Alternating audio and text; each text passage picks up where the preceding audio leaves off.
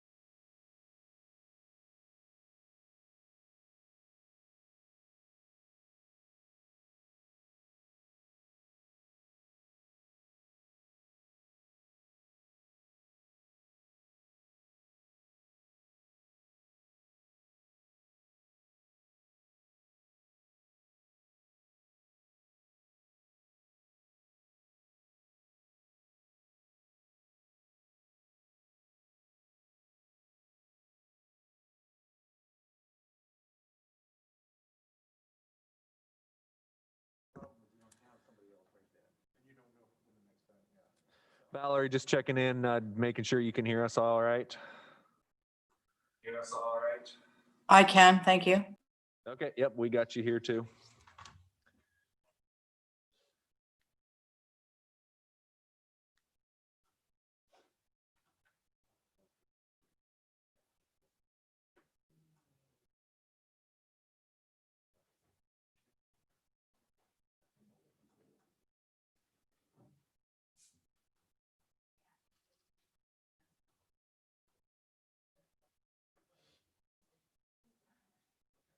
You ready?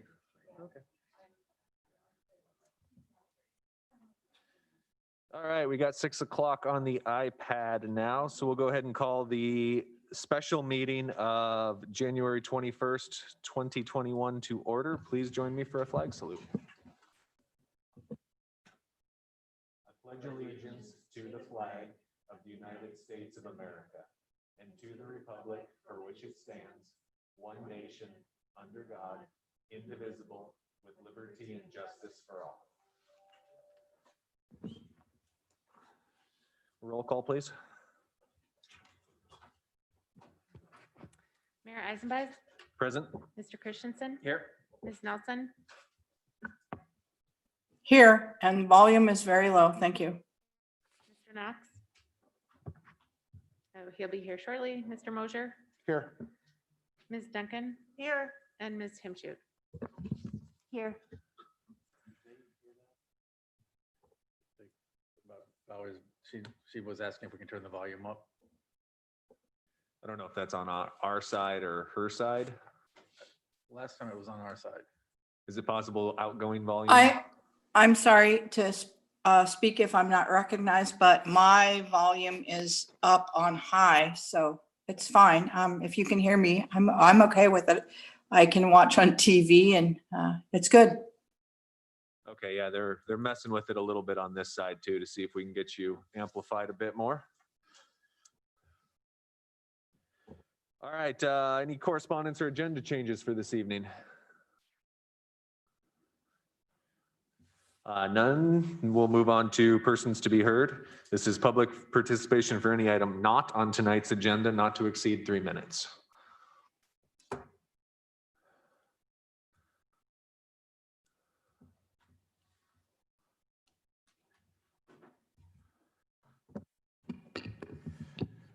Good evening, Richard Wien.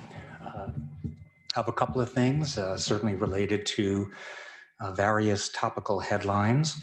The first one is that there's an interesting website out there called covidbailouttracker.com. And that's exactly as it's spelled, covidbailouttracker.com.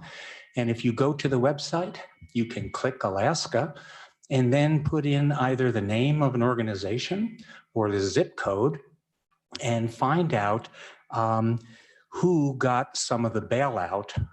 And it's important because it represents something which gives knowledge about Sitka and the amount of monies that we received and what a good thing it is. And it also represents transparency. But this isn't the only monies that people received. And I fully expect that at some time, Sitka will come out with their own list as to how the money was spent within this city. And that's, I think, kind of like mandated as part of transparency, but it's covidbailouttracker.com. And it makes for some interesting reading. I reviewed all of the grants. And again, it's interesting. The other thing to remember is that the World Health Organization came out yesterday and stated that the high cycle PCR tests could produce false positives. I'm sure, as you know, that the cycle threshold is how the RNA from the virus is amplified and how it's tested, and therefore indicates a positive or negative test. Bottom line is that the cycle threshold is best at about 30, which indicates a higher index of actual live virus, whereas we are currently testing at 37 to 40 cycles of amplification. And I think that this is important to know when you receive the test, what cycle threshold you are at, because maybe people like me will be writing articles about this in the future.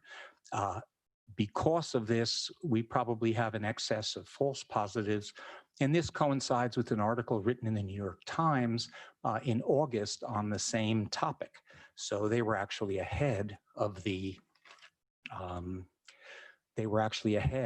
World Health Organizations. And I'd also like to mention about hospital price transparency rule. And hopefully we have price transparency here in Sitka very soon. Thank you. Thank you for your comments this evening. Is there anyone else for persons to be heard for items not on the agenda? All right, seeing none, that'll bring us on to new business, item A. Item A is a discussion direction decision on filling the community and government affairs position and our ongoing lobbying efforts. As some people might remember, in the past, we did not fill the community affairs position and instead spent that money on lobbying in Washington, D.C. And so John is going to have a presentation for us tonight, and looking for a decision from us if we want to fill one, either, or both of those in the upcoming budget season. John? Thanks, Mayor.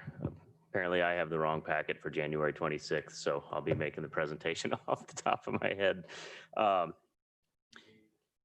No, it's okay. You guys should have my memo in front of you, and I want to separate the agenda item that was pulled the past few meetings. Thank you for this is more of a procedural thing, not a hiring action at this point.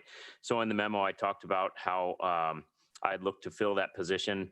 And since then, there have been enough questions, which leads me to believe there's some concern about whether or not that position was funded, or whether the lobbyist was funded, or both of them were funded. So before I get too far down on the road on this one, I just want to look at, I want to see what the assemblies feel is with filling this position, given our current budget position, given the current work with the lobbyist, and do we want to move forward with filling this? As I said in the memo, the position is funded. It's in the budget. So the money is there. It would be transparent if we filled it. If we did not fill it, to get it to be, I'll say, spendable again, we would need to move it back into, or kind of deappropriate it from a position. Or if we didn't deappropriate it, it's a surplus at the end of the year. So there's a lot of things to think about here. And as I said, I'm just looking for your thoughts and guidance on what you would like to do with that position for the rest of this fiscal year, since that will bleed over into next fiscal year, which we're going to talk about in the next agenda item. You know, that'll be one of the items up there. Do we fill that one or not? Or do we fill the lobbyist? Do we fill both? So I think it's best to kind of get a decision on that one right now. Thanks. Assembly discussion on this one? I have some questions Yeah. for the administrator, if I can. I guess I have two. Since you would be working with this person the most, and this work very closely with you, and this is one of those positions that the job kind of fluctuates actually with the administrator a bit. So what would you see this person doing in the job? And do you personally think you need this that position filled? In the long term, just so I can speak more clearly, in the long term, I'm going to need some assistance with public affairs and public relations, and talking with our lobbyists, or acting as the lobbyist if we decide to not move forward with lobbyists. So that will be help that'll be assistance I'll need in the long run. For short periods of time, I think we're managing the public relations impacts, but it's a pretty heavy burden on staff, and that's something we'd like to have some assistance with. Again, the main focus of this position would be our public relations and assistance with our DC lobbyists. In the past, I've pushed for grant writing. Would that be a responsibility of this position? Yes, absolutely. Thanks, Mayor. Forgot to mention that one. Please. Mr. Administrator, can you help me understand, in 2014, it was recommended in the Municipal Solutions Report that we have some intergovernmental relations, a specialist in that. Would this position do that, help one department communicate with another department, or make sure that that communication is happening? Ideally, yes. There's a lot of departments that have different grant opportunities. So I kind of see this as one central point that the departments can talk to and leverage some expertise on grant writing. And then our lobbyists would be the people that can get their foot in the door and help us get those grant packages pushed forward.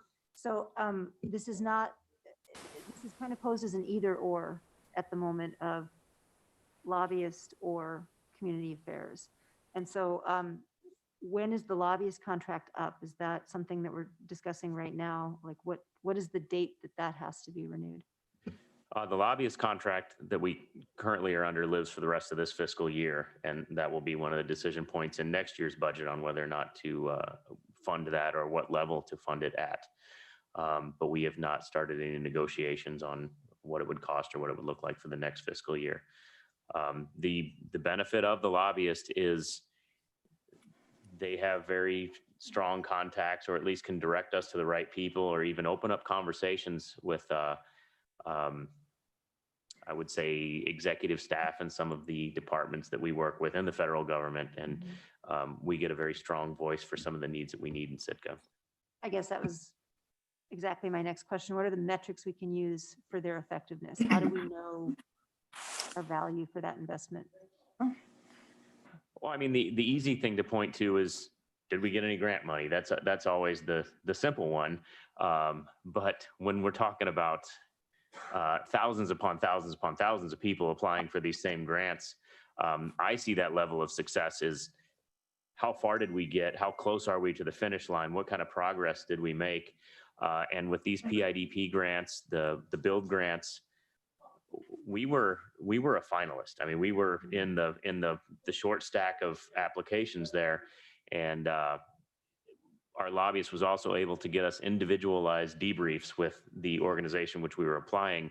So we got direct feedback, and being able to incorporate that feedback and then apply again, I think they've really helped us put or the potential of a strong grant applications going forward. And is that feedback somewhat proprietary, like it takes a lobbyist to get it? So if we had a person, like a community affairs director, could they get that same information? Yes, they probably could, but I think it would take a lot longer to get there. I mean, it's sometimes who you know. I mean, it's very easy to pick up a phone and call somebody you know who works in an office. Not asking for any front of the line privileges, but at least if you're knocking on the right doors, it helps out. Thanks.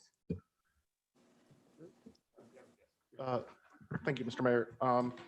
So I'll just kind of talk about this in kind of history of where, like when I started on the assembly 2.5 years ago or so. We didn't really have any lobbying presence or to speak of in DC. And we did have kind of a quasi community affairs director, and that person chose to move on.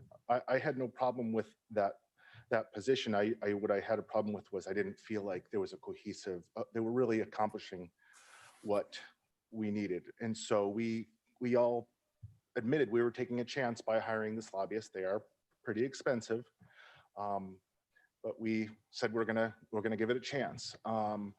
And I still believe we should give this lobbyist a chance because it takes time.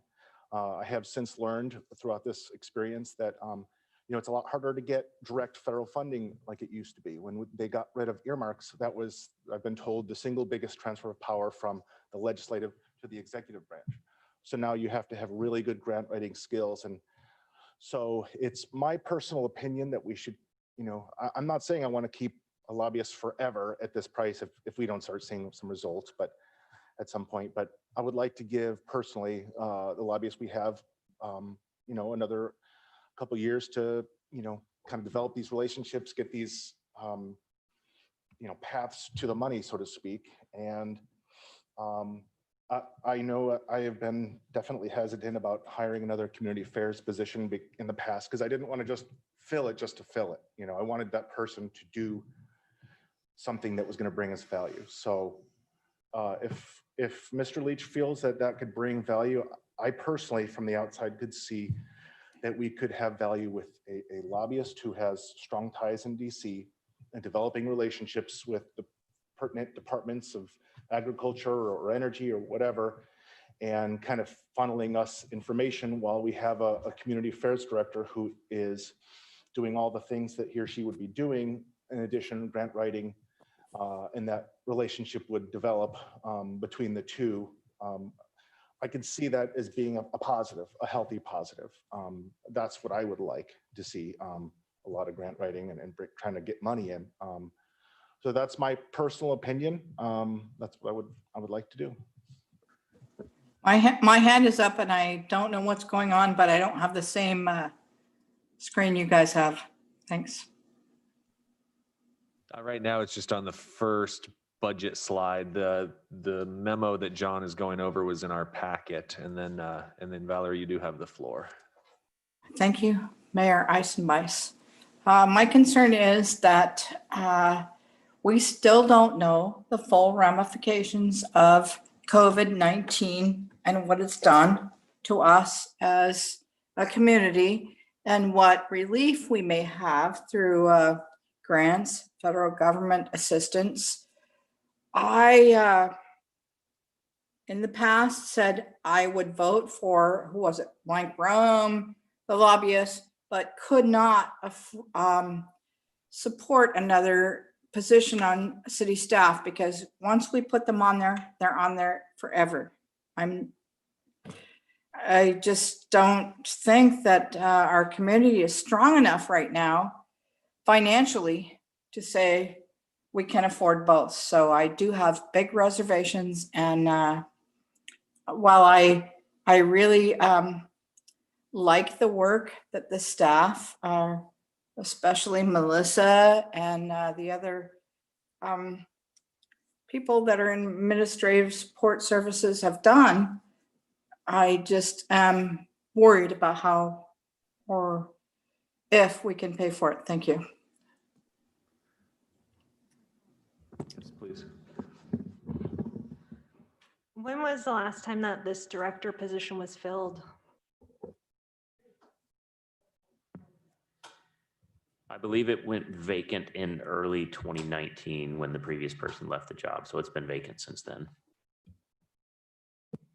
And so looking at the job description, it seemed pretty heavy in marketing. You mentioned public relations, you mentioned communications. Who's been filling in those gaps?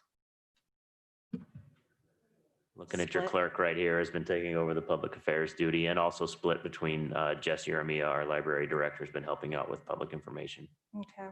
And so if we don't fill this position, will they continue to take on those duties and be this position? If I'm not in throwing distance of Sarah, I'll say yes. I think they're both very willing to assist. They've been very helpful thus far. Mm-hmm. And this came to us as a kind of a promotion from somebody who's in a current position. What's going to happen with that as we move into the next budget year? Are you trying to fill both positions, or what would you recommend as far as your staffing needs?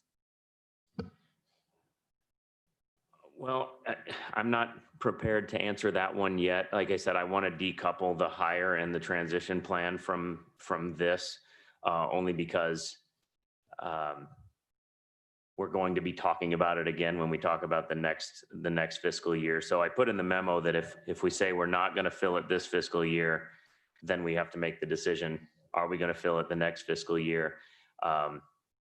So I assume that if we say we're going to do it this year, we wouldn't hire somebody for 6 months and then abolish the position. But there is going to be a transition plan to get another backfill for the position that the person is leaving, which would require some training.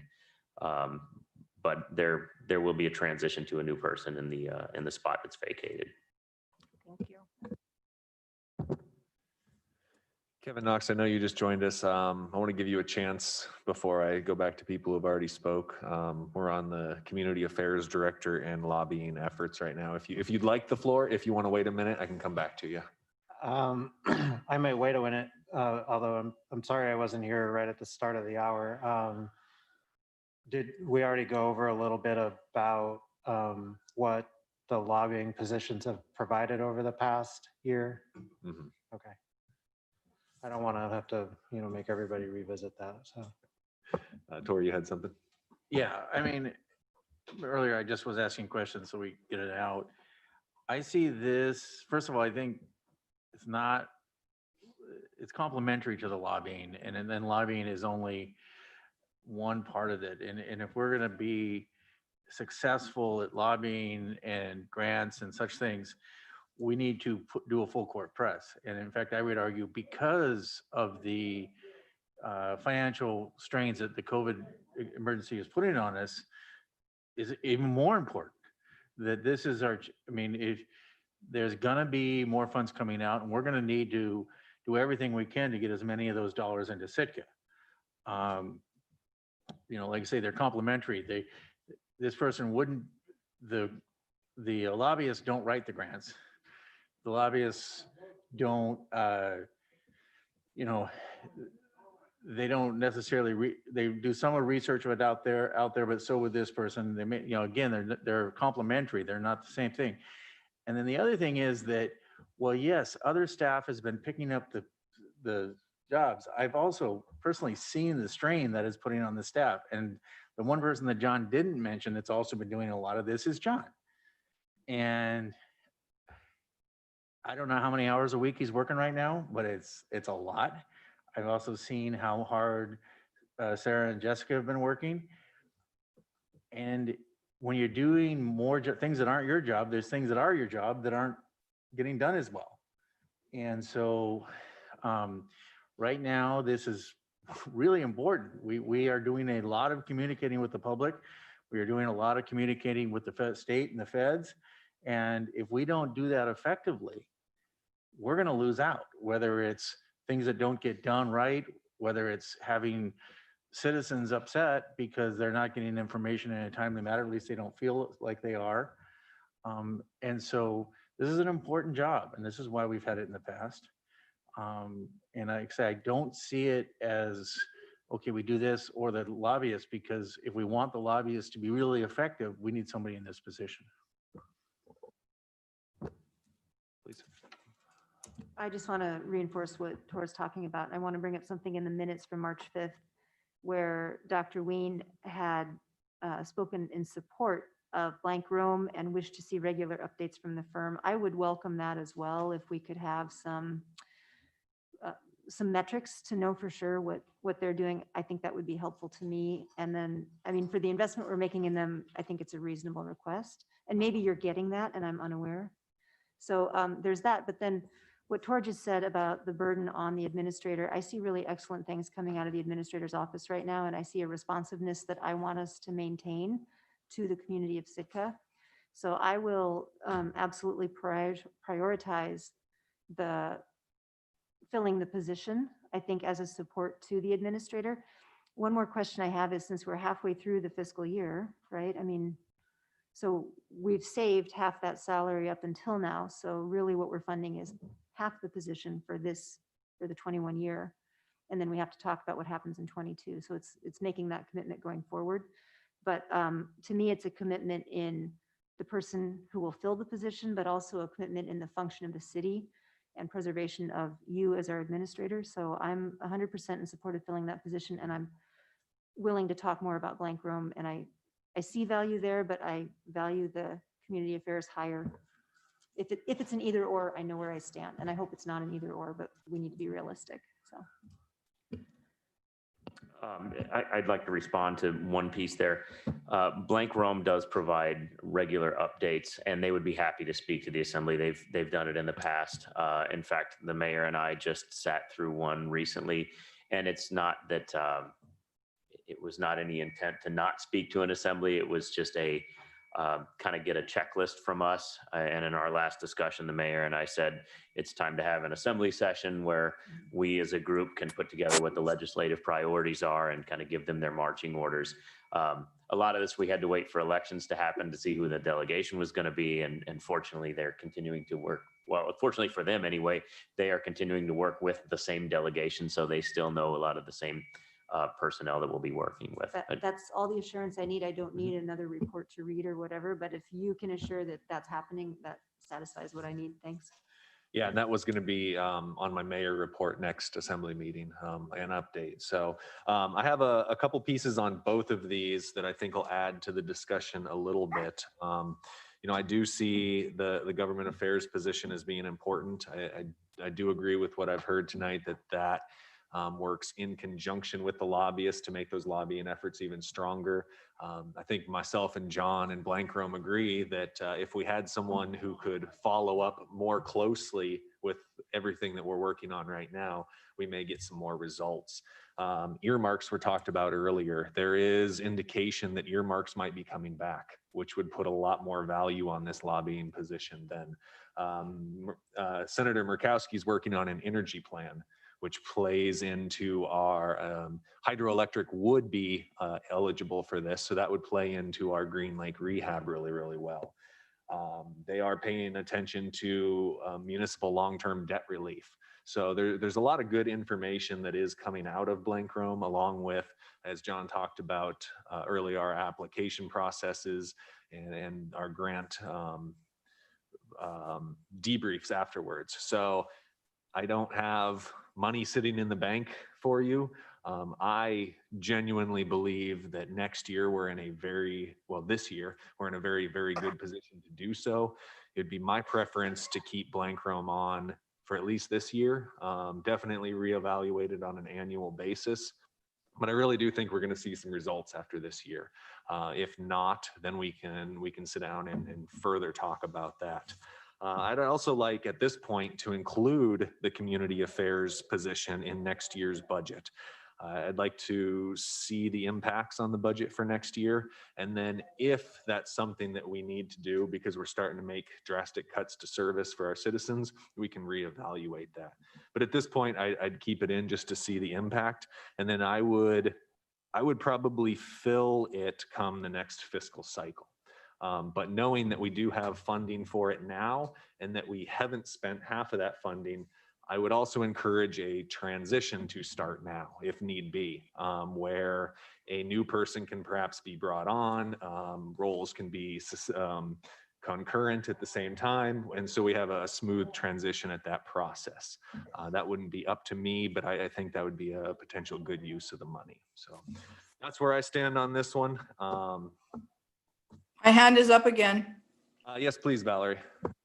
I don't believe that we need to add new positions. I'm apologetic because it sounds like I'm in the minority, but we don't even know the full impact of the loss of jobs, the loss of tax revenue, the loss of everything that happened because of COVID. And to say we're going to add another position, I think is totally wrong. No disrespect meant to you, Mr. Leach, as administrator, but why couldn't we do this as not adding a position and contract somebody to fill in? Thank you. Well, I want to respond in a couple ways, and I appreciate the questions. This helps me get the information out there. At this point, it wouldn't be adding a position necessarily, since it's currently in the budget as a funded position. It would not affect our bottom line going into the next fiscal year. And there was another part to your question about contracting the assistance there. That is a possibility. And that's one of the things that we have done with our last grant writing efforts. So we have a lobbyist. They were,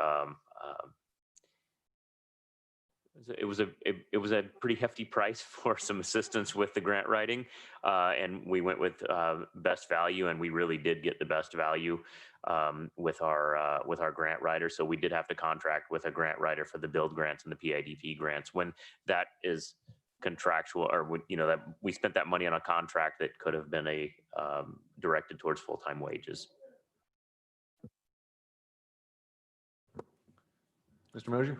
Just one final comment. I just addressing Valerie's comments. I understand where she's coming from, but I feel like this is one of those rare times when we're spending money to get money long term. It's going to take, I agree with what most people have, everyone pretty much has said here. It's going to be a long-term investment in getting us money and funds for the future. So I think this is an opportunity to benefit Sitka greatly. Thank you. I'm sorry? Yes, if you need a break. Yeah, like a 2-minute break. Okay, yeah. Yeah, Ms. Simshoot needs a break for a minute, so we're going to go ahead and call a couple-minute recess. Thank you.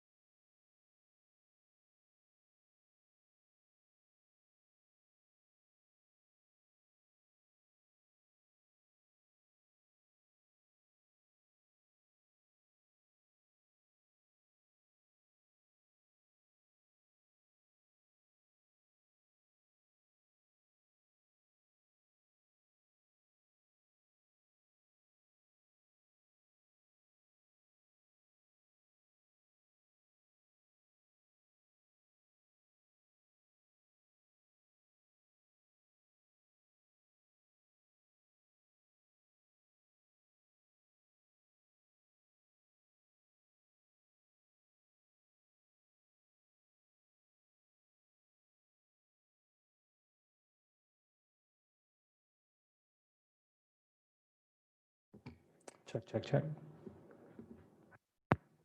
Check, check.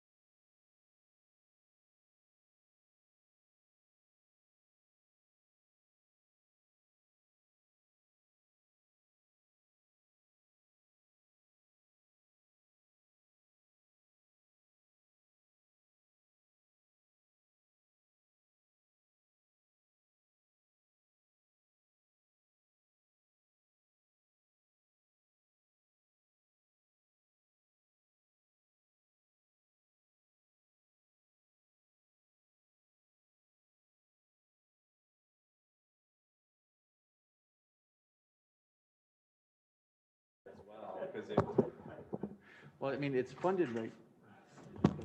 Okay, let's go ahead and or call the meeting back to order here. And we were just having a conversation about if this needed to rise to the level of a motion to get this direction given to John, or if John had enough direction. So, John? I guess I Well, I mean, would it's say for already clarity, funded yes. now. So we would need a motion if we wanted to not do it.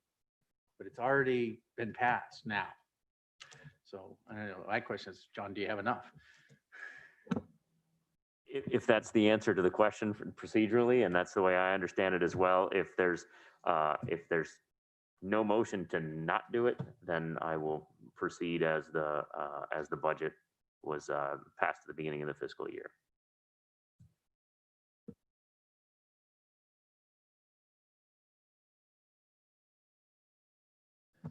All right, I don't see anyone jumping to make a motion here.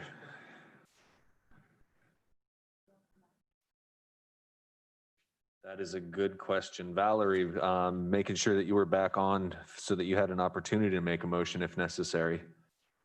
I'm here, but I think it would be a waste of time to make a motion. Thank you. Okay, yeah. Crystal had pointed out that we didn't check in with you, so wanted to make sure, and thank you for that. All right, moving on to item B then. This will be a discussion direction decision for the fiscal year 22 municipal budget with focus on the general fund. This will be a presentation from Melissa Haley, assisted by John as well. We do have a packet in front of us, a paper copy of this, as well as this did end up in the assembly packet on the iPad. So Melissa, the floor is yours.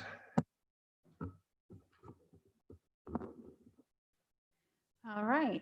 So to start out with, I want to remind everyone that the numbers we're talking about tonight are extremely preliminary. We've started, getting everything together, and we're starting to get a picture.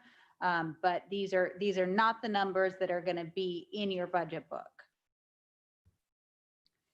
So right now we're on our second meeting. Our first meeting, we kind of just talked about the process as a whole, some of the challenges we're going to face. Today, we're going to go into more detail. We've gotten far enough along in the budget process that now it's time to bring up specific items that we need the Assembly's input. Our goal is really to come forward with a draft budget that, as much as possible, reflects the will of this body. We also tonight will be talking a little bit about school funding. We want to be as prepared as possible by February 4th, when you have a meeting with the school board. We had last year a really great process with the school board and the funding, and we nailed that down very early. And I think it helped the Assembly, it helped staff, and it helped the school. So that was very helpful. February 18th, we'll be focusing on the enterprise funds, similar to this, where we're going to have a pretty preliminary budgets together. We'll have worked on our models looking out. And then the goal is to have the draft administrator's budget to you by February 24th.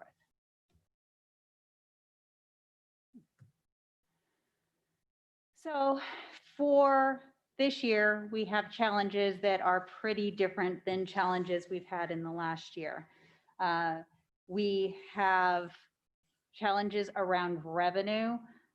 How quickly are we going to see improvements in sales tax? Our sales tax has been hit hard.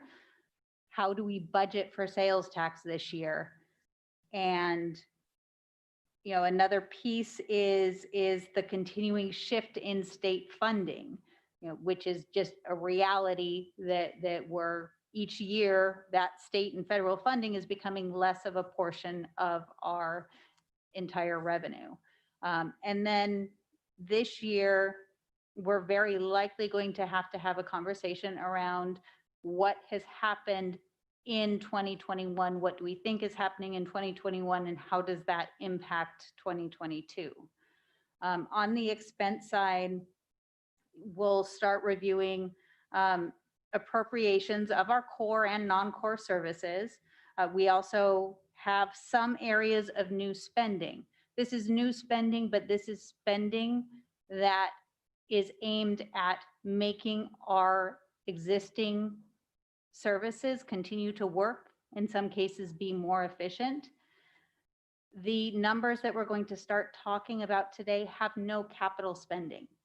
And that is not something that can continue. In FY20, we did not budget any new capital spending for the general fund. You may remember charts I've showed you in the past that show we need to be spending about 4 to 5 million a year. We haven't been doing that. And these 2 years of not appropriating capital will set us further behind. And then, of course, our single biggest expense is school funding. So that has a proportionately large impact on our bottom line. So some of the specifics that we need to start considering and asking questions about: how quickly is tourism in Sitka going to rebound? And considering, you know, the impact of the charter industry versus cruise ships.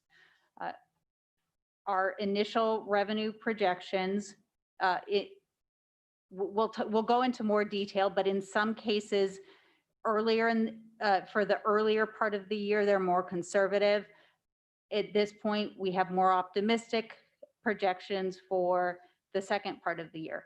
We want to run these by you and make sure the assembly is comfortable with that. Normally, the finance team is absolutely fine making projections. We look at growth trends and, you know, structural changes.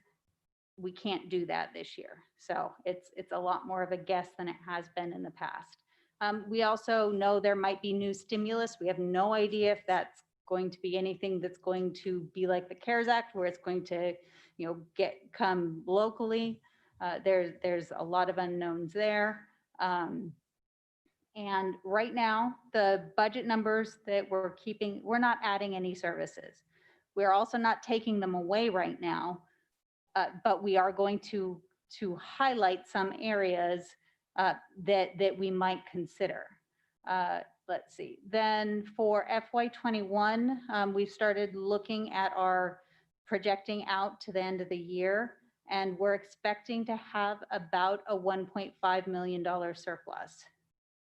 And as I said before, that's going to weigh into the conversation of what's happening with the FY22 budget, because the initial deficit we're looking at for FY22 happens to be about 1.5 million.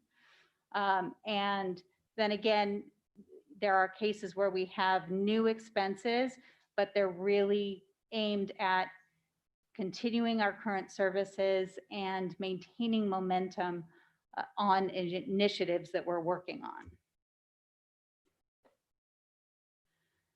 So just to look at overall revenue, you can see in FY19, which was a fairly standard year, you know, again, dealing with continued decreases in federal and state funding, but sales tax, there was nothing impacting sales tax particularly. We are at 31.2 million. FY20, our fourth fiscal calendar, second calendar quarter was hit very hard by COVID, and our revenue dropped more than $1 million. FY21, we're projecting 29.2 million, and our preliminary numbers for FY22 is 26.8 million. So some of the assumptions going in there, obviously the impacts of COVID to sales tax. You know, we're assuming continued low interest rate scenario.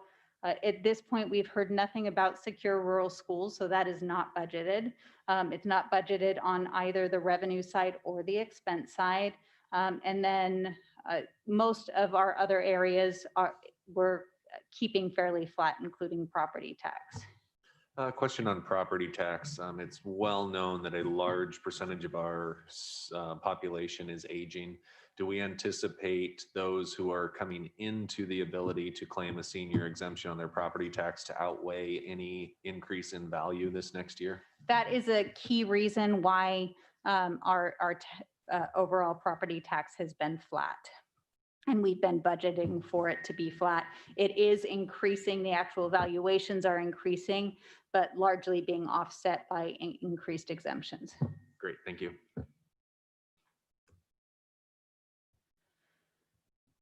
So here, we're going into the revenue projections. So this is by calendar quarter. It gets a little confusing because we so often speak about fiscal quarter in here, but our sales tax is by calendar quarter. So this first column, I have the last non-COVID quarter. So in some cases, this was, spring of 2019 for quarter two. So when we look at kind of our last non-COVID quarters, our sales tax was about 13.3 million. And then we haven't had a full year where we've collected sales tax during COVID. But you can see for quarter two, the last non-COVID quarter was 4 million. The first COVID quarter was 2.7 million. Quarter three, so that's July through September. Before COVID, we were at 5.3 million, going to down to 3.6 million. And then, fortunately for the non-seasonal quarters, most of those returns are going to be coming in, in the next week or two. However, just looking at the trends, comparing year to year, the cash coming in, it's coming in faster than in previous years. So we're hopeful that we'll meet the same levels there. The first scenario, you can see that both the non-seasonal quarters are pretty close to what they have been. Quarter two in this first scenario, which is really continuing a significant impact, not seeing any improvement because of COVID. So quarter two, or under scenario one, quarter two is about the same. Quarter three is, again, it's pretty much the same as it was this first year. So, yeah. There's one important piece I want to point out here is quarter two in the actual COVID year, that would have been April, May, and June, correct? Yes. We were in a full lockdown. Businesses were closed, doors were shut. So I would use that as your metric for kind of a worst case scenario. Yeah. So you can see here, so scenario two, we're looking at 10.9 million. These are the levels that we might see for quarter two. This is the level that we might see this year. I think the blue boxes are what we have budgeted in the initial budget. So we have, essentially about 300,000 more budgeted for quarter three, which is coming up in 6 to 9 months. So that's the July to September period. So that's the budget assumption we have in the revenue now. Quarter four, keeping about the same. Then we go up under scenario three. Quarter one, we have 1.9 million. Again, we're seeing growth in online remittances, that kind of thing. And then quarter two, which is, it's a year and a half away, we're assuming more growth. So we have 3.5 million. So we're still under the last non-COVID quarter, but we are quite a bit above the 2.7 million that we saw this year or in 2020. So, scenario three is definitely, we're starting to see some more rebound, but we're not back to where we were before COVID. And then scenario four gets us much closer to, the pre-pandemic times. So, again, usually we wouldn't be going in this kind of detail over our revenue projections with the assembly because it's usually, kind of a scientific process. This year, there are just so many unknowns that we want the assembly to be comfortable with the assumptions we're making, because those assumptions are what we're basing decisions around the budget and spending. For any of our scenarios, and it looks like we're anticipating a lot more people traveling in Q2 and Q3. But did we also anticipate in probably quarters 1 and 4, Sitkans who have been stuck on the rock for a year and have not left, them leaving in mass as well as people coming in? Has that been talked about in your assumptions at all? Not particularly, no. Okay, yeah, because I really like your blue boxes here, because when I first looked at it, I said my scenario is probably a 2.5. So I think we're pretty close on the mark there. I just think that there may be a lot of travel out of Sitka this coming winter as well, as people probably have some pent up travel needs that they need to attend to. So it's just a thought for discussion. I would say that cuts both ways, though. A lot of people want to go on vacation here too. Yeah. So you're asking us if we are fine with the general assumptions of scenario of the blue boxes here, scenario 2, and then moving into scenario 3? Yes. Is that? I mean, we could go more conservative. I think that's, it's slightly positive. I think that's the best we can And do. we'll obviously be very closely watching where revenue is trending. And if we start seeing things going in a different direction than what we have budgeted, that is certainly something that would come to the Assembly's attention. Of course. I think some non-financial aspects to think about too is our vaccination rate is fairly high here, and I think you're going to see a lot more vaccinations soon.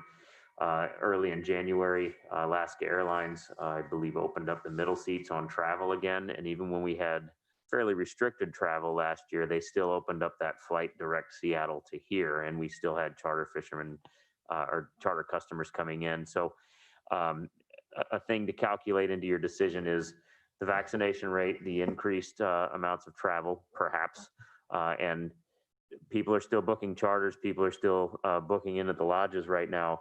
But the big question is cruise ships. So there's still a maybe around that. And that's kind of why we're at the 2-ish to 2.5 range.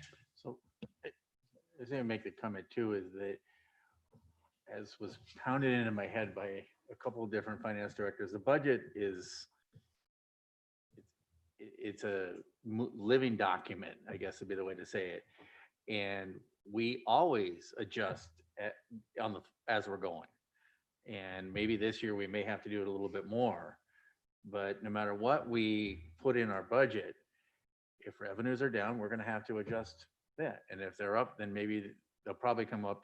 I suspect will come up as some of those capital improvements that we've been deferring, but I don't think we want to be too hung up on saying, man, if we're wrong, the world's going to end, because we will adjust on the fly. And we have done that. We did that. John did actually a really nice job of it over the last coming up on a year, which is why we're going to have a budget surplus this year, because of actions he took looking forward and saying it's going to be bad. So we're going to, so well, we want to try and make the best, judgment as to which one we think is going to happen. If it doesn't, it's not the end of the world, because we can and do and will adjust as reality hits.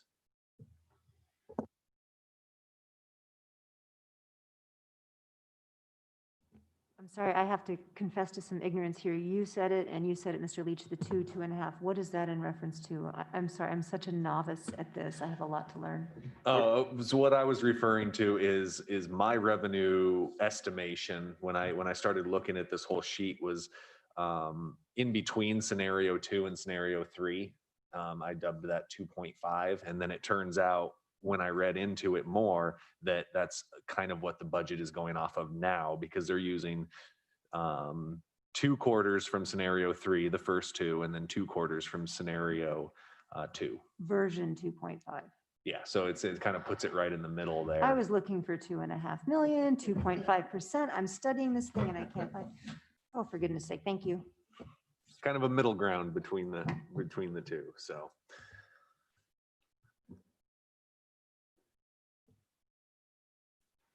all right, sounds like we can move on to the next slide there. We're trying. If we can. So, where, again, very preliminary numbers, we're still refining and tweaking and getting information in. But at this point, it's looking like our initial revenue would be 26.8 million. Our initial expense, 28.3 million. So that leaves us with a deficit of 1.5 million. So, that's not usually the budget that we try to come forward to the assembly with. The options that we have are to, we are expecting to generate a surplus of 1.5 million in FY21. Of course, that's a projection. There's nothing, we've gone through and, done a mid-year revisit of all the revenue assumptions and expense assumptions, but that's not money in the bank. But we can use that surplus, which would mean that our overall fund balance, which is at 17.2 million right now, which is up from FY19. So it was 17.2 at the end of 2020, and it was about, it's been hovering around 15 million for the 2018-2019. We could identify existing cuts to services, or we could try to identify additional sources of revenue, which, there's no low hanging fruit here. The majority of grants that we're going after are for capital projects. That's not going to help our operating. We already have no capital in this budget. The kind of only untapped area of additional revenue in Sitka is probably property tax, and that's not, that's not an easy or immediate one that we could put into this budget.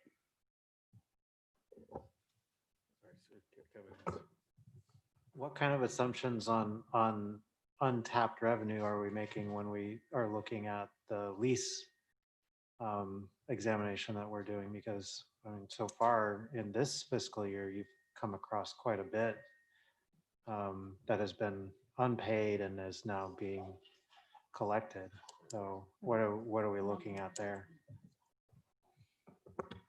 Yeah, it's most of those are enterprise funds, but and a lot of these are only realized in this year. But yes, there will be some annualized revenues coming from that as people are making the regular payments on the lease agreements. But you will probably see a big chunk of it this year from the great work that Jay Sweeney's doing. But again, a lot of that is going to be this year, and it's going to be in most of the enterprise funds. I personally have no problem carrying over the surplus. I mean, that frankly is why John worked so hard to create it, because we saw this coming. And I think we can say without any controversy that this is an exceptional year, not in the good way. And that's why we build up reserves from when something bad happens. And I think we can say this is something bad, but especially since it's directly as a result of what we did to prepare for this coming fiscal year, for the very least, I have no problem carrying over that 1.5. And John, your surplus 1.5, is that just a cut of capital projects or is that efficiencies and capital projects? Where did that come from? The answer is yes. It's some of everything, but a lot of it is our cuts in capital and the efficiencies and the fact that we were able to put a significant amount of CARES funding to cover our public safety and emergency response that deferred the cost that we would have to spend that was general fund wages for those same services. Okay, because I know we kind of talked about slowing down capital projects early in the year. And yeah, I have no problem carrying this balance forward either, but if it's at the expense of all the capital projects, it kind of puts you in an interesting situation that then we'll just have to deal with next year or the year after. And kicking the can down the road is not exactly easy to do, so. And I would just add that this is an area, if we decide to go this way, definitely keeping an eye on where things are going with sales tax. Sales tax is our biggest source of revenue. If we're seeing continued decreases, then we would need to kind of come back to the drawing board. Or, anything else happening with the pandemic or economy that had us concerned about the future. We can take 1.5 million for 1 year, but that fund balance disappears very quickly if that continues. Which actually is, so our unencumbered, we call it reserves, but I know that's not the term you really use. But what is our unencumbered fund balance at this point? At this point, or as of the end of FY20, it was 3.5 or 3.8 million, which it's less right now because we have some restrictions around funds for the hospital, funds held in escrow there. So that's not technically available to us. Once those restrictions are lifted, they will be.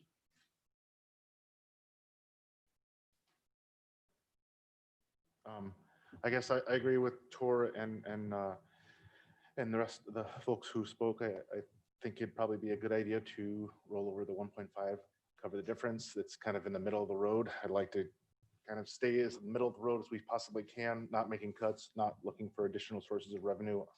I would like to revisit the capital improvements at some point, and at least try to, I know I really always wanted to kick the can down, and I still want to be very, very careful, but we do need to keep an eye on ways we can start putting a little bit aside here and there, so that we don't have a, price tag shock at some point.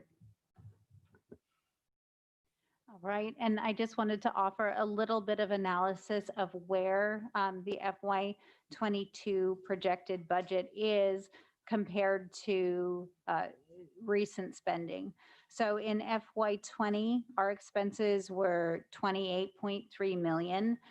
This year, this was a year where we did have capital appropriations.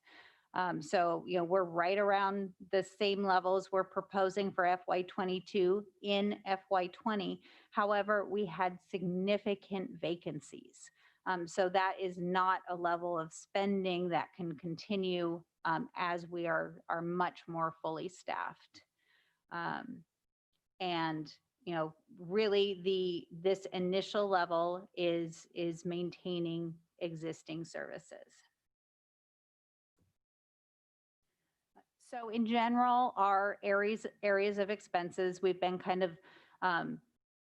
putting them together as our core services, and then other services that we are currently providing. And these are in the budget right now.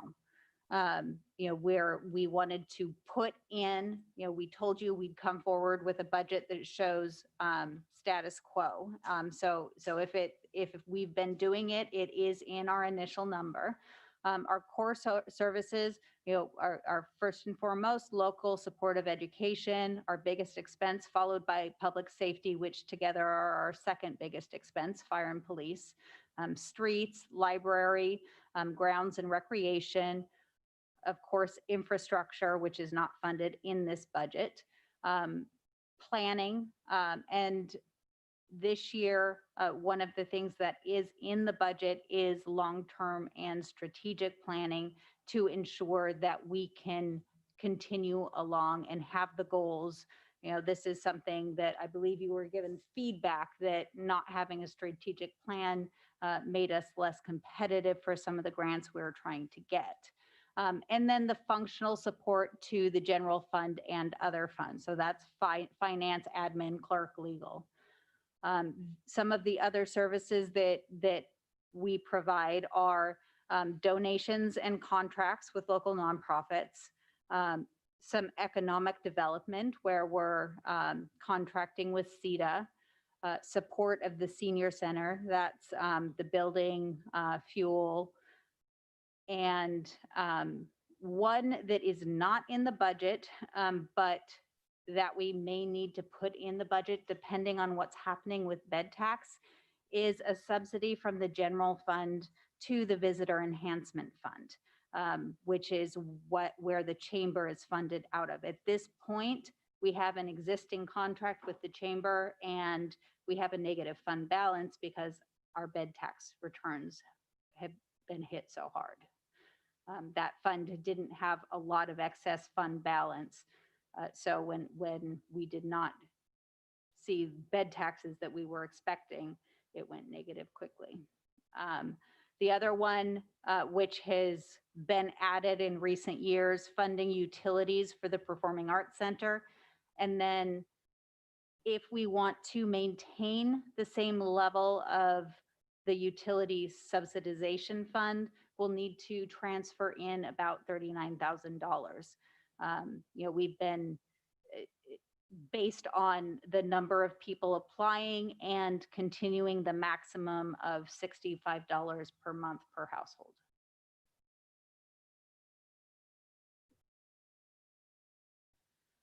So now we're on to some specific decision points. So these are funds that previously haven't been spent or budgeted, but that we need to maintain adequate levels of service. So the first one, you just had a discussion about the community affairs director. I think our assumption from that conversation is you don't want a hire for 5 months and then end it. It is in the budget right now. So the 28.3 million includes that. Next, we have the assistant fire chief. This has been up before you before. It's in our code that we have it. That code hasn't been changed. That person would be dedicated to being the training officer for the department. It would provide administrative support and continuity for the fire chief and other captains. The next one would be a position that would be housed within finance. It would be supporting the centralized procurement and lease management work that Jay Sweeney has been working on. It would also help us put more resources to debt collection and that process. So this is another one that would hopefully be bringing revenue. Again, it's not necessarily all revenue for the general fund. A significant amount of this would be going, benefiting the enterprise funds. The last item is an additional dispatcher, which would help with centralizing police and fire dispatch. I just want to add a couple things here, because I know this looks like positions are being added to city staff, and because it's so awkward switching back and forth on screens, please remind me at the end of the presentation. There's another metric that I'd like to show for the public and for you all. It's comparative charges in communities. But this community affairs director position, as you know, is funded and not filled. And then the assistant fire chief position has been there in code, not funded nor filled because it's not funded. And as you probably remember, a few months ago, we came forward and said we should remove it from code, and we decided not to. The procurement specialist and the additional dispatcher, those would be the two that I said would be additional positions. And I think I've shown you all over the past few months the importance of the centralized procurement and the centralized leasing and the value that it's served to us already. And this is a continuation of that, having a standardized procurement process and one person to go through to make sure we're doing this by code, completely transparent, and able to have one central point to collect all the necessary information, so we're not chasing things down later for lost revenues or uncollected lease payments. As far as the additional dispatcher, that's to help with call it some cross-pollination, but we kind of want to centralize the dispatch between police and fire. That's one of the thoughts, is we can have a central dispatch to assist with both of those, and that additional position would help with that. My hand is up. Thank you. Yes, Valerie, please go ahead. I understand that we have a new administrator, and no disrespect to you, Mr. Leach, but we've had a problem for a long time with people not being able to carry out their duties. And just because they didn't carry out their duties doesn't mean we need to add new positions. I stated a long time ago, we had a lot of leases that I felt were and not in compliance.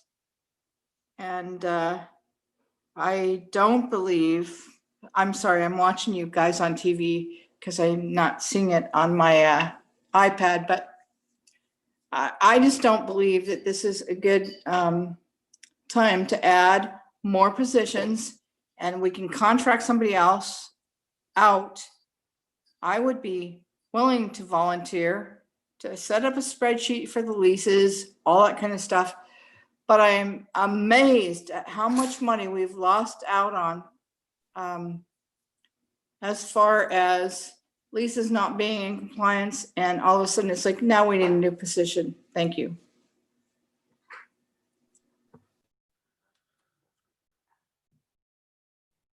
John, this procurement specialist, is this a position that you believe would year after year bring in more money than the position costs? Or is it a short term, you might get a year or two of additional funding, and then the position would be then costing us negative revenue? I see this at least being cost neutral without having a full business case in front of me. Just looking at the annualized returns we're getting already just from and tracking the leases accurately, but having that one central point that all procurement for the city is going to go through and make sure it's logged and collected correctly, I see that position paying for itself. And was this identified on the CAFR? Was this, no? Okay, I thought there was some position that we had potentially been looking at that had been identified as a deficiency that we should strengthen. Okay, so I understand that. I think we're gonna have to have a conversation, for me at least, a little bit more about centralized dispatch, because I think that takes a lot more than just hiring a position. I think that there's gonna be infrastructure costs and others associated with that. So I'm happy to have that conversation with you. But to me, the procurement specialist and then the centralized dispatch, this to me is why we hired an administrator with a certain skill set, is because they were able to come in and identify deficiencies that they saw and then help correct that for us and then for future generations. So I'm glad to see the need for that pop up. At this point, I believe that it could pay for itself. I know that's a harder statement to make without actually having revenues in hand, but a lot of it does come back to, this is why we hired an administrator with a certain skill set. And so I'm glad to see that he's identified some needs in making the city run as a more efficient machine. The assistant fire chief, I have an easy and a hard time talking about as I do volunteer at the fire department. I could definitely make a case for it, and I'll leave it at that. And then I think we already talked about community affairs, so my thoughts on it. Just because I made Melissa work so hard to put this up here, and I think it's an opportune time to talk about it. If you go to the city's website, if you look off on the right-hand side, there's a link that's called Comparative Charges by Community.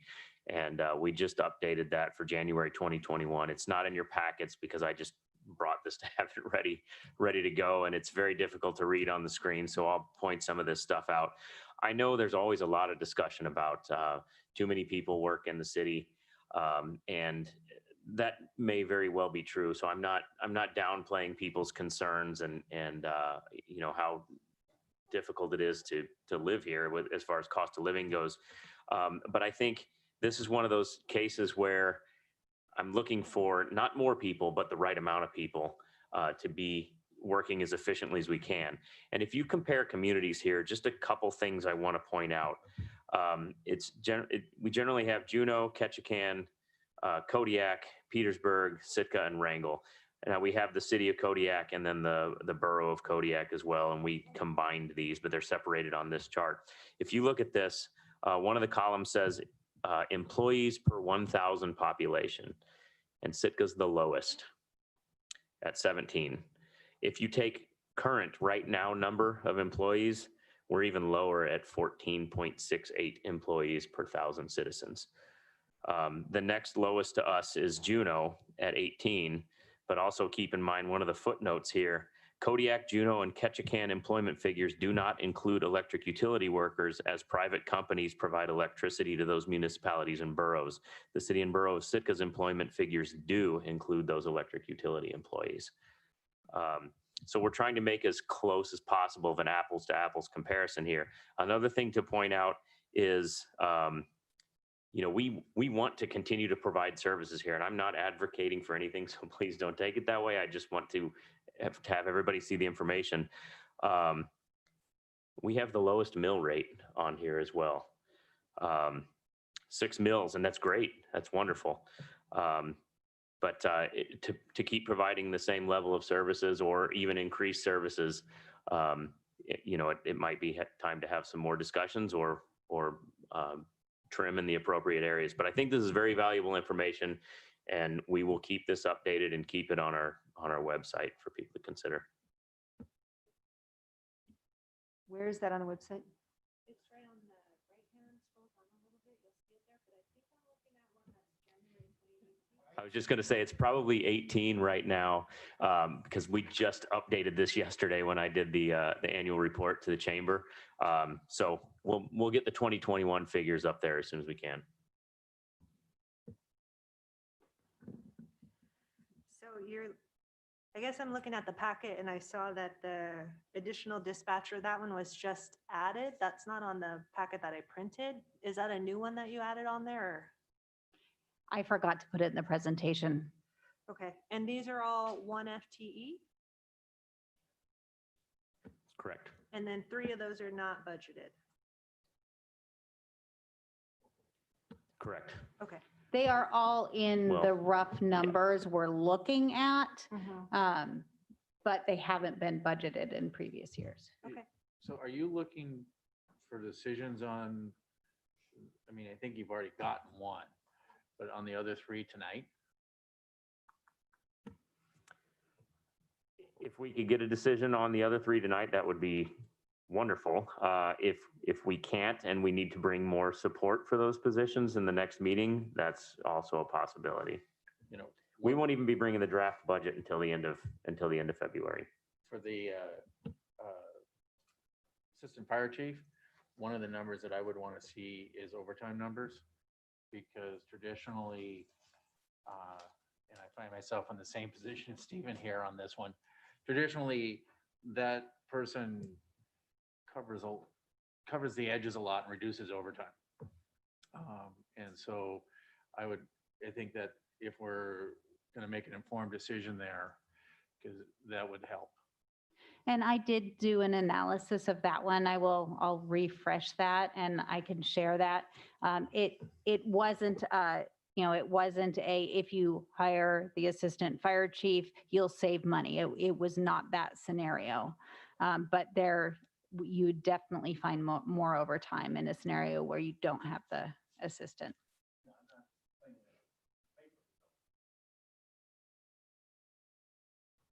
So I was just gonna say, kind of echo, I think I understood what the mayor was talking about for the procurement specialist, or the, the procurement specialist, he was wanting to make sure we've had some money come in, which has been great, but is this something that's, you think is going to continue? We don't want to say, great, we made some money, now let's fill it, and then we go in the hole. I'm assuming, please correct me if I'm wrong, you wouldn't be bringing this request to us if you didn't think that we would at least break even, and that it would cause and help with structural continuity reforms and helping us to have a more efficient thing. So I guess another one I wanted to ask about the procurement specialist. Do you see that as a position, Mr. Leach, as being able to prevent wasteful spending that has, like, say, occurred in the past, where one department's buying something and not knowing what the other one is doing, where a little more control, where if somebody wants to buy something that we really shouldn't be buying, perhaps with good intentions, I see that as a preventing spending money we shouldn't. Is that correct? That's absolutely correct. And now I only have a data point of one here, but I've never worked for an organization that doesn't have centralized contracting and centralized procurement. And I came from a world where I was almost nervous handing in my homework to make sure that I did it right and followed all the correct processes. And P cards, purchase cards were used correctly and appropriately and tracked correctly and appropriately. And I don't want to imply that anybody's doing anything incorrectly now, but everybody's doing things differently, and it's hard for us to chase all of it down. But if we can have that in one central location to ensure appropriate spending, to ensure appropriate competition, to make sure that we're even spending locally in accordance with our code, we want to do our best to keep the dollars here and do it the right way. Okay, thank you. That's enough for me. I would be okay with supporting that position. Of course, we've already talked community affairs. I would support that as well. The other two, the assistant fire chief and the additional dispatcher, I guess I'm really on the fence. I'd need more information. I always hesitate on adding new positions, but if it's a matter of we're spending more money on overtime on certain things, then of course. So I'm not sold on that yet. I would like more information on those. And we're having a little bit of issues with Valerie's connection. So we'll take a 5-minute recess here while we try and get Valerie back on the line so she can participate. Thank you.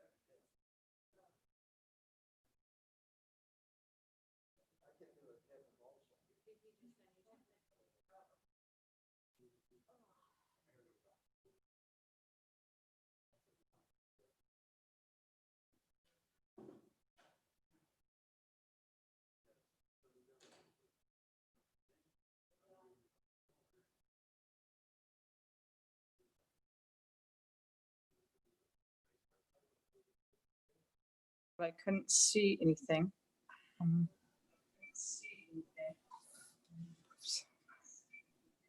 Okay, so I'm not muted. Okay, I'm back on. Okay, all right. Well, hang tight. We'll get started shortly. All right, sorry for the pause in communications.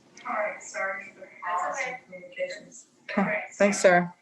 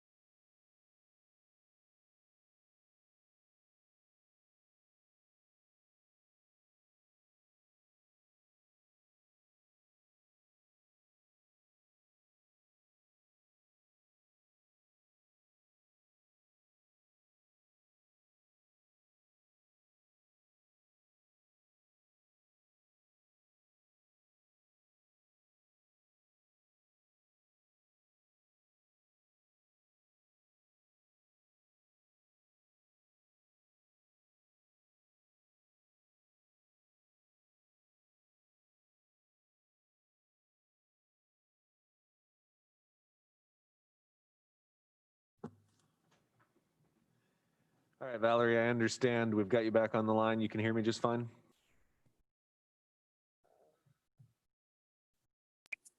Yes, I can. Okay, yep, and we have you back in here. We've got the assembly seated, so we'll call the meeting back to order and go back to Melissa.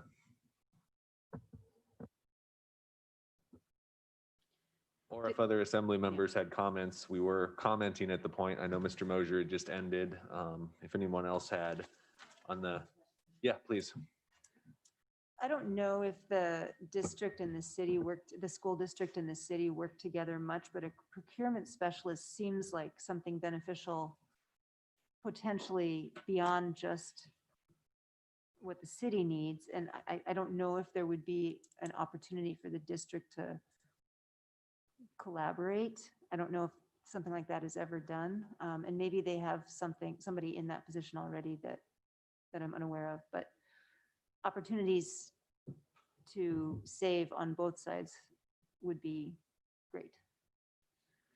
I think the only thing I'd comment there is that it would likely require more resources, just because this is already a very small procurement team to do everything that the city is doing. But certainly something we can keep open. Just to provide a little more granularity in what I want this to do to show that we're doing, and this is the lowest level we possibly can, is our Public Works Department and our Electric Department kind of already have their own contract specialist. Only one of the departments actually has a dedicated contract specialist. But the thought is to kind of morph or use those positions as contracting and procurement in those departments, since they already do a lot of that and most of it for the city, but we don't really have anybody covering, planning and admin and all the other purchases that need to happen. So we're trying to find, not even to the level of a contract specialist, a procurement specialist that can work with the lease manager, the position that Mr. Sweeney's in right now, and kind of leverage that position to also be kind of the chief contracting officer almost for the city, and they would all report through that one position. So it's at least one FTE. Got it. So, oh yeah. And I'm just going to echo in that I've all along been supportive of having an assistant fire chief, bringing that position back. And I personally, I see the benefit that position, would bring to our public health and safety. The procurement specialist, I see that benefit as well. So I'm supportive of seeing, more on that, and, the high potential of bringing somebody in.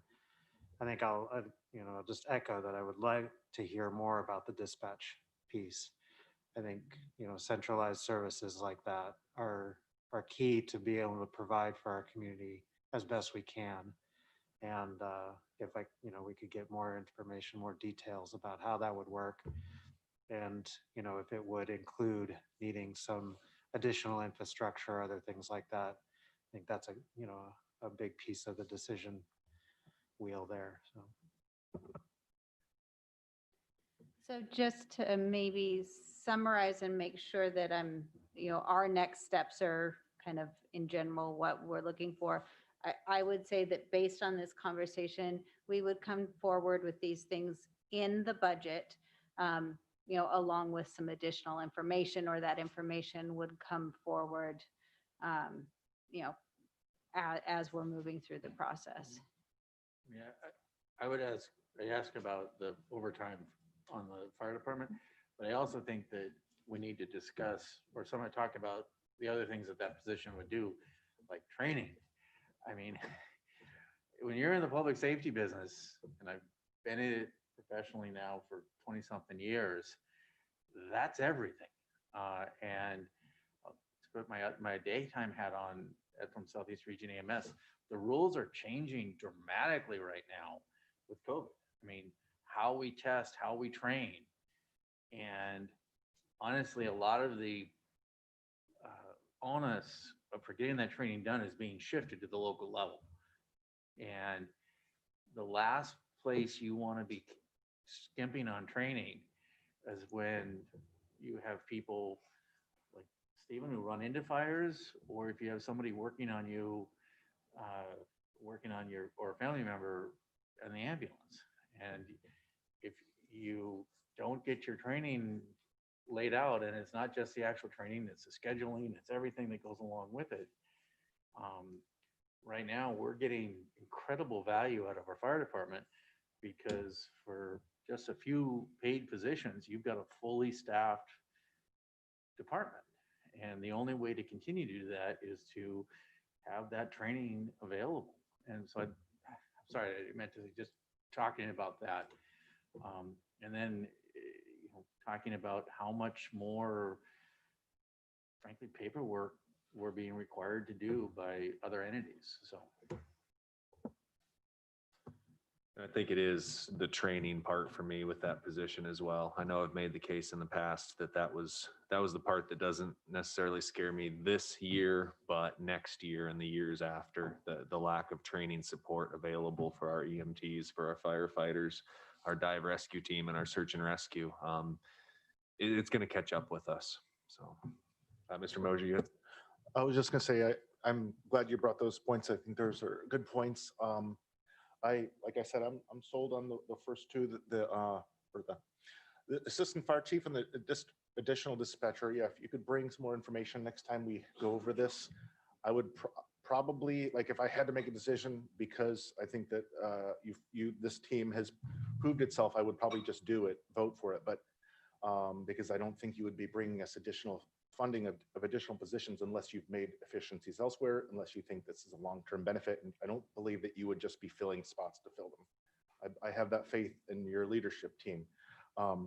But just to help me, I would just appreciate, what those positions will do, the assistant fire chief and the additional dispatcher, and like functionally, in addition to what they just say on the surface, and then as well as the differentials with the overtime, things like that. I would appreciate that.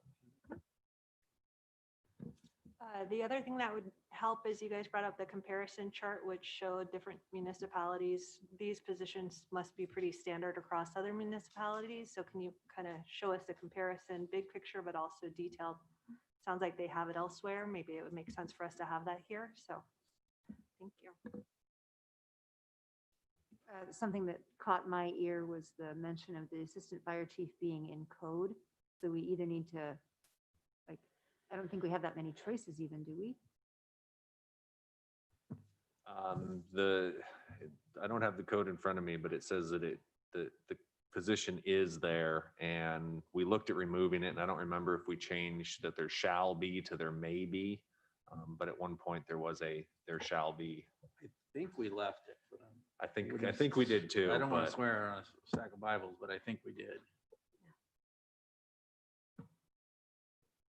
I do have as a question for Melissa, but I would like to hear it as well. So when we bring the budget forward, I don't actually remember the date. Is it when the draft administrator's budget comes forward that any changes, is it after that one that changes have to happen by motion? Yes, so once we present that draft administrator's budget, which we are aiming to get out on February 24th, Okay.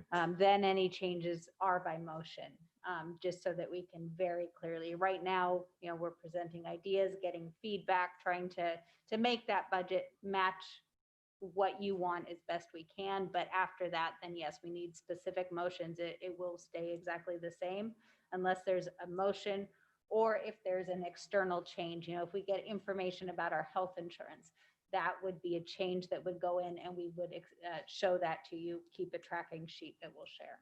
And the reason I bring that up is the way I would recommend, unless any of these are just an absolute no off the table, the easiest way for us to do this is, as Melissa mentioned, we put it in the budget, we present kind of the worst case scenario, asking for what we feel like we need. We'll provide the justification in that draft administrator's budget. And then at that time, if any of them you don't want to fill, you can very easily make the motion and get the second, and we can have the position removed.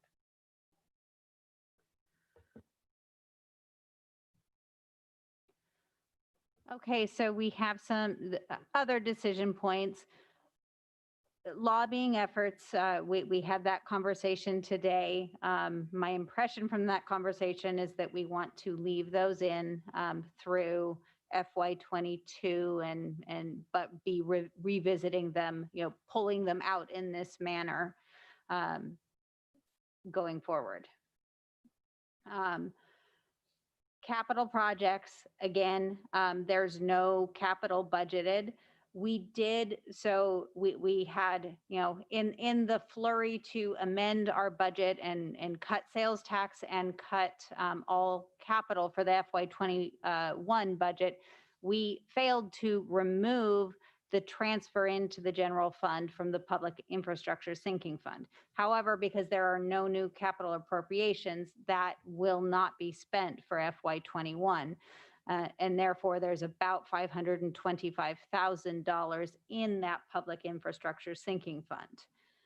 That is, Public Works has a prioritized list of capital projects. If the Assembly chooses, we can transfer that money into the general fund for a capital appropriation. It can also be used for an emergency, but that requires a supermajority of the Assembly to approve that. Is that part of your 1.5 million surplus that you're anticipating? No. Okay, Well, so, it's not being spent. If we did. so if we decided to use this on capital, that does not affect our 1.5 million No. bringing forward. Awesome. No, Thank you. because we're just not spending it this year.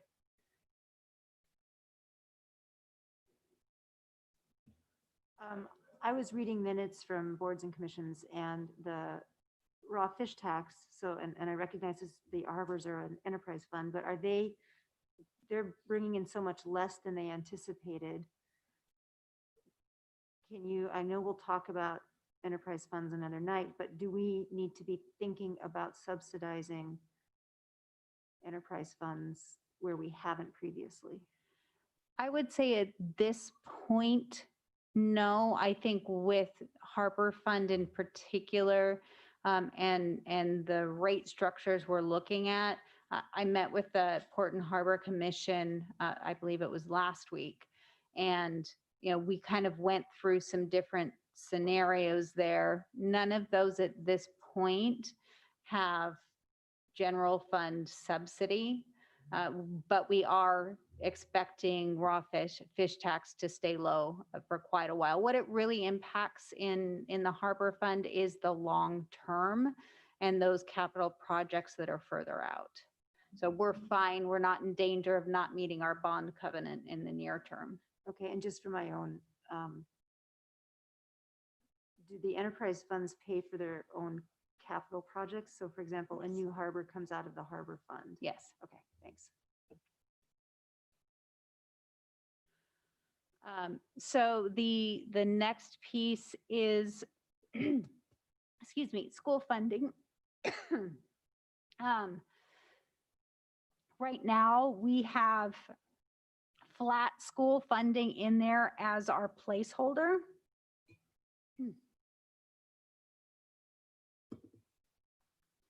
So it's flat with the exception that until we know that Secure Rural Schools is reauthorized, we don't have Secure Rural Schools. So it's lower than what was in the FY21 budget by that $250,000. You know what the cap is? I don't have, actually, I probably do have that. Give me a moment. It's up this year. Yes, I do have it. It is 7.76 million. Who did the calculation on the cap? The state does. And at this point, it stays estimated for quite some time, but the state funding, if they change their budget, this can change.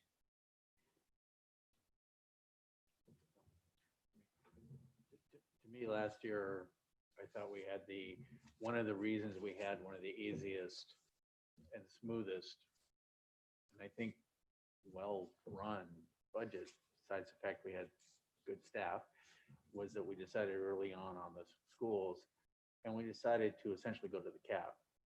Our our investment, the investment we make in schools every year, I mean, to me, it's one of the cornerstones of our city government. And it's an investment we have to make.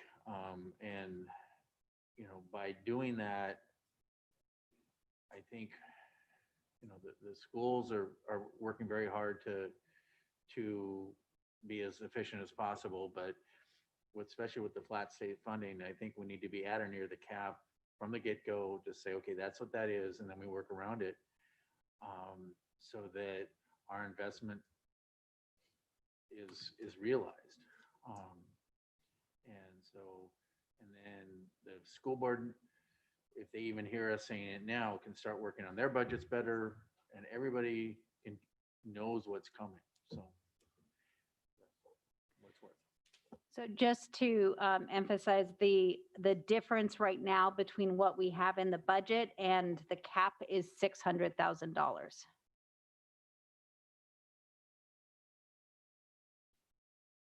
I believe that cap is up. So is the cap up $600,000? Yes, Yeah. or thereabouts. Yeah, But it seemed like a last pretty year, substantial jump. Yeah, I want to support schools, and I have since I've been on. I don't know that I'm in a position where I can make a real informed decision on this one yet. I just feel like I don't know, I just can't make a decision yet. We have a meeting with the school board on budget. Is it February February 4th? That we'll have an opportunity to discuss with them then if that would That provide would you make with me feel some more better, information. kind of going further from there. and I think it's important that you kind of have the context of where we are, what we have as our placeholder. And, if we were to add funding to the cap at this point, then we would, be looking at, going 600,000 more into our fund balance. Yeah, that's what it has $600,000 is a lot of money, and I just don't want to right off the cuff just say yes. I just need some more information, and I need to hear from the school district board and from the administrator, just kind of hear from them before I have an opinion on that. And just to throw some of the points that I have in here is that, we have, we don't have secure rural schools. Last year, that information came out very late. Habitually, we do transfer half of that to the school district. It sounds from conversations with the school district that their state funding is pretty flat. And then, there's lots of unknowns, again, that could impact this district as well with the stimulus. So this is, I think there's things that could change here as well. When did Skill Rural Schools come out last year? Last year it came out, I want to say that it was reappropriated in April or May. It was quite late. But And it was appropriated for that year and 2021. because, I could see a situation where we're comparatively flat, but we make a commitment that Skill Rural Schools goes 100% to the schools. And so that, because I think there will be some, and something like that. I don't know. That's a decent idea. I mean, to where we say, if there is secure rural schools, it goes 100% to the schools. So, I guess if I had to make it, I'm sorry, I'm not trying to hog it. If I had to make a choice right now, I would like to stick with this flat number right now, but maybe accommodations could be made for if we get secure rural schools. I don't know. Like I said, I don't want to make a decision either way until we have a one-on-one with the school, district, really get into it.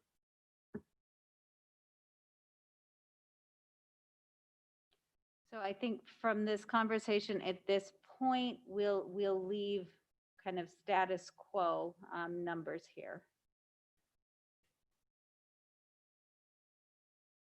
And I did, just to clarify, the total funding, the 7.1 or 7.2 million, that's just the direct, the monthly payments to the school. It's actually the 7.37 if you add in the maintenance and support of the Performing Arts Center, the utility payments for that. So Can I just clarify when you say keep it with what we see here, which is not the cap? it is not the cap. It's the same level of funding that we had this year, Mhm. FY21, without secure rural schools. Yeah, once we speak with the school board, I'll want to say more about this, but I'm unequivocally in favor of going to the cap, no matter what that cap is. And I liked what Tor said as far as the schools being an investment. And I cringe every time I see our largest expense, because to me it is an investment. So I think I'll have more to say about that once we hear from the school board. And we've already spoken quite a bit about this. And I think that I have get the deficit budget. What I am hearing from the assembly is not a will to try to balance the budget without kind of using the prior year surplus. But what that really does mean is that that the budget coming forward is going to have a big negative 1.5 or thereabouts bottom line. Yeah, I think I understand that. I think that's why we took preventative measures this year. And I am happy that we did. So I understand that going forward, and I'm comfortable with that. I would like to go back to the public infrastructure sinking fund though. If we have money for capital projects and we deem that to be necessary, I would bring forward some capital projects. That's exactly what that is there for. I don't know if you want to bank it for a larger project that's coming up. But if we have routine stuff that needs to be done, that was exactly the point of this fund. So I don't necessarily want it to sit there for a year idle while we could be actually utilizing some of it to prevent longer term costs. Yeah, and I'll echo that too. Particularly if we have some grant funding opportunities that we can match with, these kinds of funds, because as we sit on these funds and as we continue to put off the infrastructure projects that we have, they get more and more expensive, and we got to stop doing that, because right now we're looking at some really expensive projects that if we had done 5 years ago, we would have been in a whole different place right now. Yeah, I would echo that. I would, it's money we have. And yeah, if there's anything that has to be done, I wouldn't mind using that.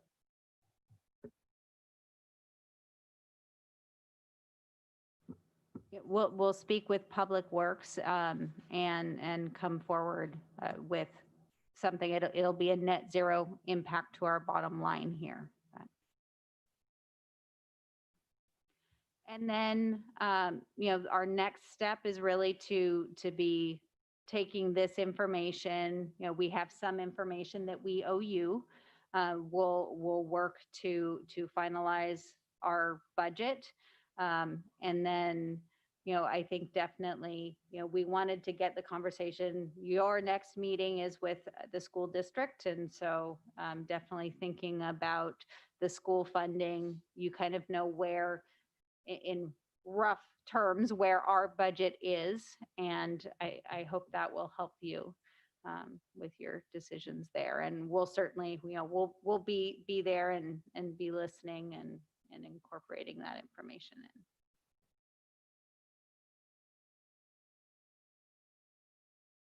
Well, I just want to wrap up this by saying thank you.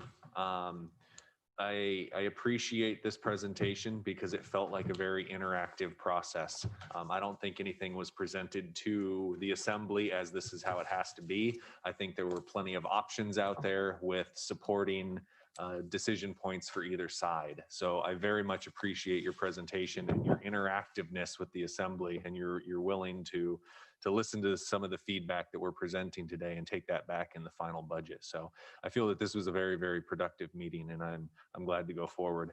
I also want to thank you both for your efforts to bring us to this point.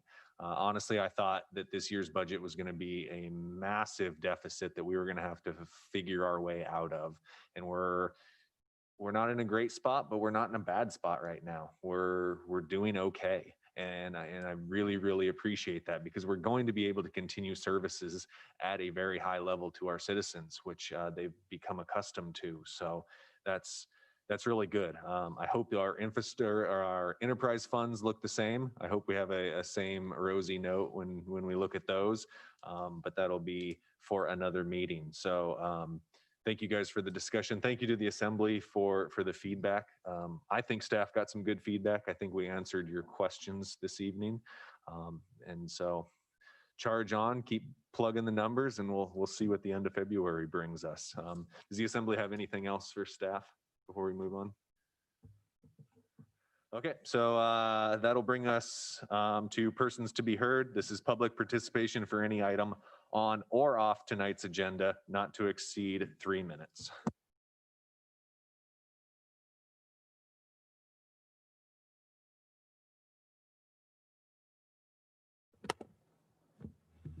Richard Ween. 3 minutes, so much to say, so I'll just speak into generalities. I certainly think that there's going to be a rebound. As I mentioned at the beginning, the World Health Organization was talking about lots of high false positives due to the current testing. So to me, that's a signal that they're going to turn down the numbers. So I think things look appropriate. But one of the important things that this all brings out, especially as it relates to the budget, is that this year we've discovered exactly how fragile Sitka's economy is and how dependent we are on so many other factors, which is important. Again, I feel that, and I've mentioned this previously, that we need a reality check, that we need to discuss where Sitka is and where are we going. One of the basic, and how we would like to see our community develop. I certainly don't want to see it to develop as a day tripper, seasonal kind of economy, which is where it's drifting towards. And I can tell you that people are definitely leaving. The seniors are not necessarily going to be aging in place here. They're going to be aging in place with their kids down south, and that's what's basically happening. And here's a basic question for you when you consider a budget: is under the best circumstances and using past data, meaning demographics, as a judge or as a guide, do you think that Sitka is a growing community? Are we going to grow? And are we making appropriate decisions within our overall economics that will fit that? And that even includes the school. I always look as a metric as to enrollments and seeing how that will represent whether we are a growth community or not. A famous fisherman who was a great seiner, highliner, crabber, Mike Lynch, would always say, never look into somebody else's seine net. Watch your own net. And that's why I don't care what they're doing in any other community. The question is what we can afford here. And that is the reality. And so that is how we have to look. We have to look in the mirror. Bottom line is, I've sat on the Assembly for 3 years, and to me, this is a paycheck to paycheck budget, and that's the way we've been living, not performing capital expenditures in infrastructure are going to pay us back in spades because it's not going to work out. And I think that we really need to have a tight budget and have a lot of extra money. And that 1.5 million surplus is actually a bit of a trick. So good luck. You have a real task ahead of you. So God bless. Thank you for your comments this evening. Is there anyone else for persons to be heard on any item on or off tonight's agenda? Seeing none, there is no executive session that would move us to adjournment. So moved. Second. All those in favor say aye. Aye. Are there any opposed? Thank you. We are adjourned.